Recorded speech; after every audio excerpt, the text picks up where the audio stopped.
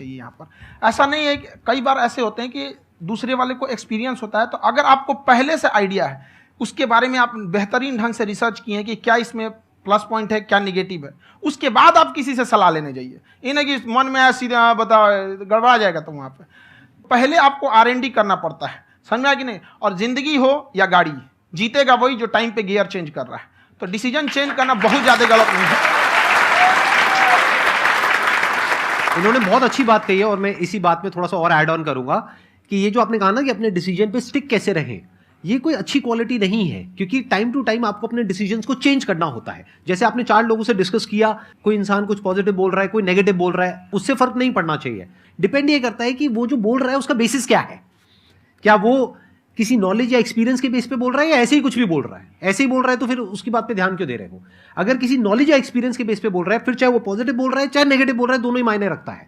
उसके बाद में रिसर्च करनी है और फिर रिसर्च करने के बाद में फाइनल डिसीजन अपना खुद का होना चाहिए। अब वो डिसीजन उससे अलग भी हो सकता है जो आपने पहले लिया था, और वो सेम भी हो सकता है। सर मेरा क्वेश्चन दोनों से है आपसे, how to deal procrastination and laziness. हमारा ब्रेन है ना, ये बहुत आलसी टाइप का, इसको आराम खोजना पसंद है। अब थोड़ा सा भी अब इसको आराम की ओर लेके चलेगा ना तो फिर उधर ही रहेगा। आप सोचेंगे 10 मिनट आराम कर लेते हैं ना, तो 10 मिनट 2 घंटा बना देगा। उसको टॉर्चर कीजिए, चल 10 मिनट बाद में,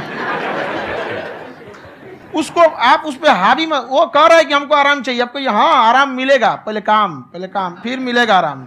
तो आप उसके हिसाब से मत चल। आपका मन कर रहा है थोड़ा सा देख लेते हैं, कोई नोटिफिकेशन आया, आप कोई काम कर रहे हैं, क्यों पहले काम कर लीजिए, बाद में देखिएगा ना नोटिफिकेशन। आप हावी मत होने दीजिए यहाँ पे। अगर आप 5 मिनट भी थोड़ा सा लूज पड़े ना, थोड़ा सा कमर सीधा कर लेते हैं, वो 2 घंटा बर्बाद कर दिया आपको। हावी मत होने दीजिएगा उसको अपने ऊपर। प्रोक्रेस्टिनेशन को तोड़ने का एक ही तरीका है, सबसे छोटे लेवल पे ले जा करके उस गोल को तोड़ दो। यानी वो गोल बहुत बड़ा है, उसको ब्रेक डाउन करो, उसके सबसे पहले स्टेप पे आ जाओ कि उसको अचीव करने का सबसे पहला स्टेप क्या है। जैसे गाड़ी चलाना सीखना है, उसका सबसे पहला स्टेप क्या है। अगर घर में कोई नहीं है सिखाने वाला या सिखाने वाली, तो बाहर जा करके जो गाड़ी का ड्राइविंग स्कूल है उधर जा करके पैसे दे दो। अब फंस गए ना तो फंसा दो अपने आप को। दिमाग ये लगाओ कि अपने आप को कैसे फंसाया जाए। जब हम फंस जाते हैं ना तो फिर हमको वो काम करना ही पड़ता है। Then there is no looking back. जब तक आप सोच रहे हो तब तक सोच रहे हो, उसको बोलते हैं पैरालिसिस ऑफ एनालिसिस, कि आप सोचते चले जा रहे हो अपने माइंड में, मैं ये करूंगा वो करूंगा वो करूंगा वो करूंगा, और प्रोक्रेस्टिनेट हो रहा है, वो चीज टलती चली जा रही है। तो उसको छोटे से छोटे लेवल पे ब्रेक डाउन करके उसको कर दो, दैट इज नंबर 1। और जैसे ही करना शुरू करते हो, कोशिश करो कि उसको जब तक कि आप सही से नहीं कर लेते हो उसको छोड़ना नहीं है, तो आपकी लेजीनेस भी खत्म हो जाएगी। कई लोगों को तो हमने देखा जो सप्ताह में कुछ भी नहीं करता, वो भी संडे को आराम कर रहा है।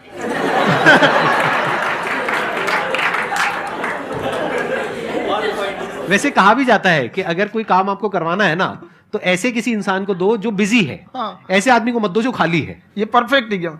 किसी को भी आप देखिएगा जिसको आप कहते हैं कि मतलब थोड़ा ठीक ठाक आप समझते हैं कि नहीं ये बहुत आगे निकल, वो एक काम को खत्म करने के बाद कभी आराम नहीं करेगा। एक काम खत्म हुआ उसको लगेगा हाँ एक खत्म हो गया, अब दूसरा करना चाहिए। और वही जिसको देखिएगा एक खत्म हो गया और आराम करना चाहिए, कभी नहीं, लाइफ में आखिरी सांस तक। सर यहाँ पे सब हिंदी में पूछते